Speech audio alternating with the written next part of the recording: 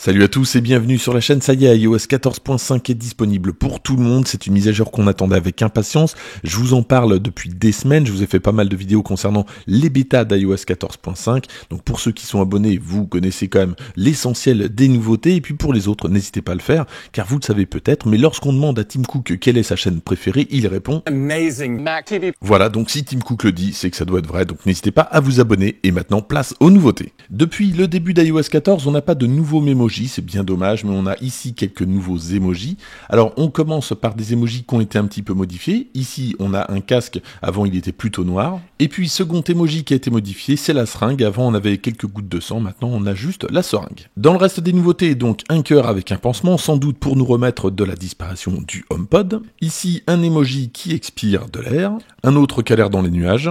Un cœur qui prend feu, qui s'enflamme sans doute pour les nouveaux AirTags. Et sans doute un préféré, un emoji qui a une tête toute retournée. Franchement, il est plutôt marrant celui-ci. Et puis pour terminer, donc ici, un barbu. Alors il y a pas mal de nouveaux emojis comme ça, mais avec des couleurs de peau différentes. Donc forcément, le nombre s'accroît. Voilà pour les emojis. Autre nouveauté d'iOS 14.5, la possibilité d'utiliser Siri avec d'autres applications musicales. Alors c'est le cas avec Spotify, Deezer, on peut évidemment utiliser Apple Music, et pour le moment, Amazon Music n'est toujours pas disponible avec Siri. On continue et cette fois-ci on va du côté de l'application raccourci. Alors quelques nouvelles actions plutôt intéressantes. La première permet de définir le type de réseau que vous allez utiliser, 5G, 4G. La deuxième est intéressante également, la possibilité de prendre une capture d'écran depuis l'application raccourci. Donc ça peut être intéressant par exemple dans des cas où on prend une capture d'écran et on va l'envoyer directement à quelqu'un. Et puis une autre action dont je vous ai déjà parlé puisque j'ai fait une vidéo sur le sujet, la possibilité de verrouiller ou de déverrouiller l'orientation de l'iPhone. Alors il y a plusieurs cas pratiques, notamment personnellement, moi, mon téléphone, il est souvent verrouillé. Avec cette action, dès que je lance, par exemple, YouTube, ça déverrouille l'orientation, donc je peux regarder au mode paysage. Si la vidéo vous intéresse, n'hésitez pas à aller voir. Je vous mets le lien dans la description. Autre grosse nouveauté d'iOS 14.5, enfin, la manette de PS5, la DualSense, est compatible avec iOS 14.5 et également deux manettes de Microsoft sont compatibles, la série S et la série X. Et côté appairage, c'est vraiment très simple. On va dans les réglages Bluetooth, on lance l'appairage depuis la manette, on attend, on sélectionne DualSense et c'est terminé, la manette est appairée. Et puis dans un autre genre, si vous avez un iPad et si vous avez iPadOS 14.5, regardez quand vous allez le démarrer et si l'iPad est en mode paysage, vous allez avoir la pomme dans le bon sens, ça c'est vraiment trop cool.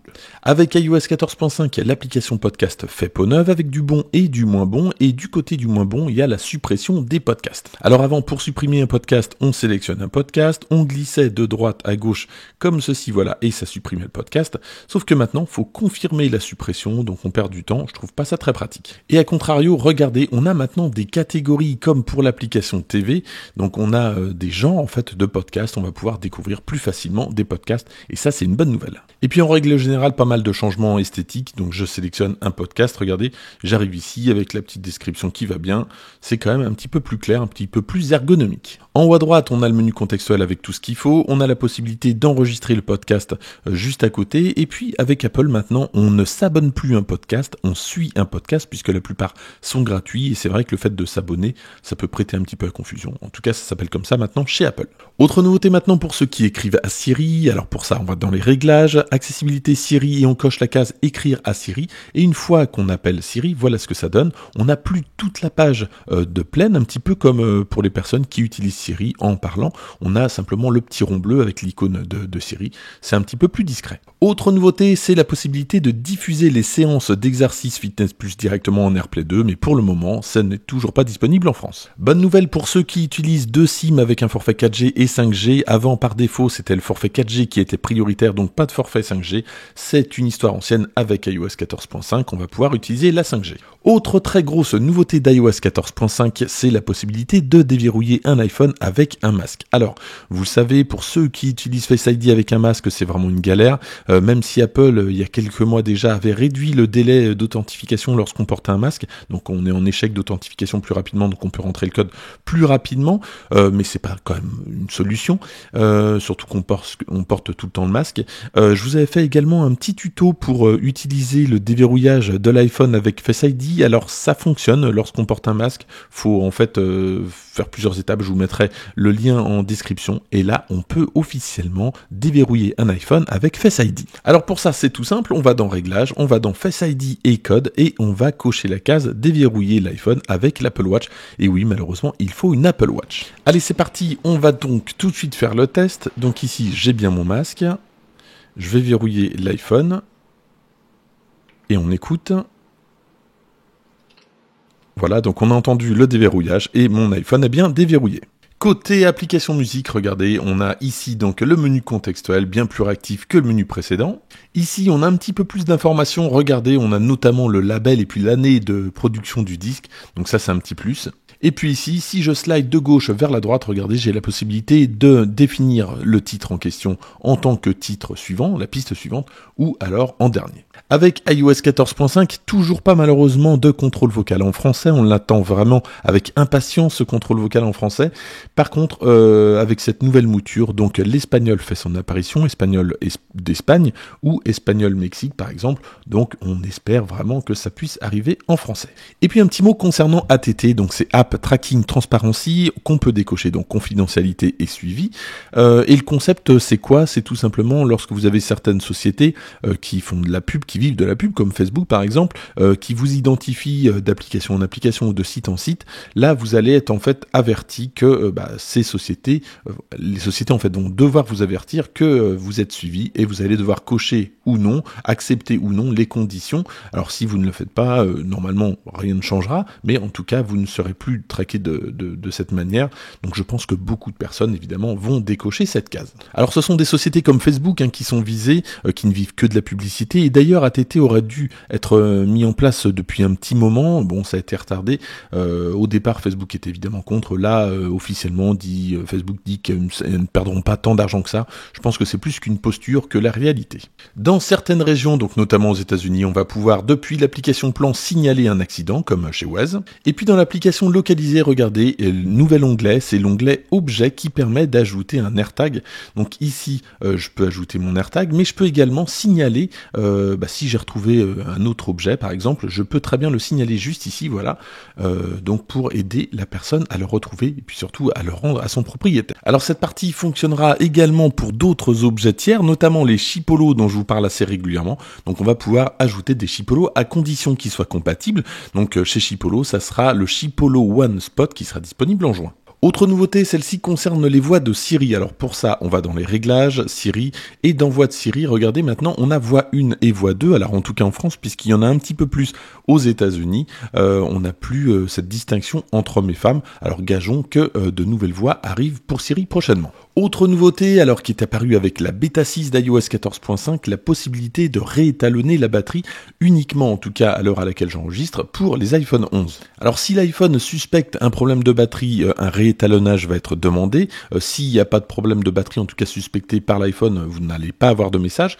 Et si à la fin du réétalonnage, qui dure quand même quelques semaines, vous n'avez aucun problème, l'iPhone ne vous dira rien. Et si il y a un vrai problème, là, il vous dira de changer la batterie. Donc normalement, ça sera pris sous garantie. Petite nouveauté de l'app musique dont j'avais pas parlé, si je clique ici, donc j'ai la possibilité de partager les paroles d'un titre. Donc voilà, je n'ai plus qu'à sélectionner les paroles et ensuite je peux les partager par des réseaux sociaux ou directement par AirDrop. Ça fonctionne également. Autre nouveauté, ça concerne Apple Card. Alors je vous en parle même si en France ce n'est pas disponible, on ne sait jamais, ça pourra peut-être un jour arriver. Donc le possesseur d'une carte Apple peut très bien maintenant donner la possibilité à des personnes de sa famille d'utiliser la carte, de mettre un certain montant sur la carte.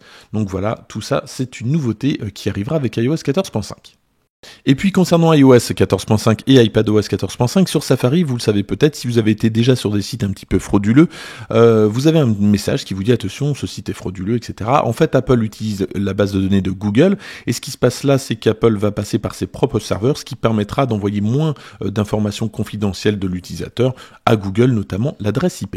Et puis pour terminer, l'application Rappel a également été mise à jour. On peut créer des listes avec Rappel, vous le savez sans doute, et regardez, on peut maintenant trier ces listes, on peut même les imprimer. Voilà donc pour l'essentiel des nouveautés d'iOS 14.5. Côté correctif maintenant, il y a une correction qui va intéresser pas mal de monde, c'est les iPhones qui ont cette fameuse teinte verte, c'est corrigé avec iOS 14.5. Alors n'hésitez pas à me dire dans les commentaires, normalement c'est corrigé, mais n'hésitez pas à me dire si ça a fonctionné ou si ça ne fonctionne toujours pas. Et puis autre bug corrigé avec la version finale d'iOS 14.5, d'ailleurs ça avait été corrigé dans la version bêta 4, c'est le transfert de musique sur un HomePod mini via un iPhone qui ne fonctionnait plus.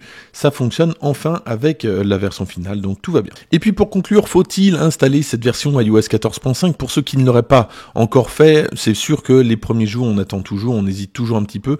Objectivement, il n'y a pas de problème particulier, en tout cas sur la batterie avec cette version iOS 14.5, néanmoins on ne sait jamais, il y a toujours des bugs qui peuvent arriver, donc attendez peut-être encore un petit peu pour ceux qui ne seraient pas encore sûrs ou qui n'auraient pas besoin de toutes les nouveautés annoncées dans cette vidéo. Et puis dans tous les cas, n'hésitez pas à me laisser vos commentaires sur iOS 14.5, est-ce que ça a créé des bugs, est-ce que ça en a corrigé, je ferai sans doute une vidéo sur iOS 14.5, les bugs, donc n'hésitez pas à me laisser tous vos commentaires.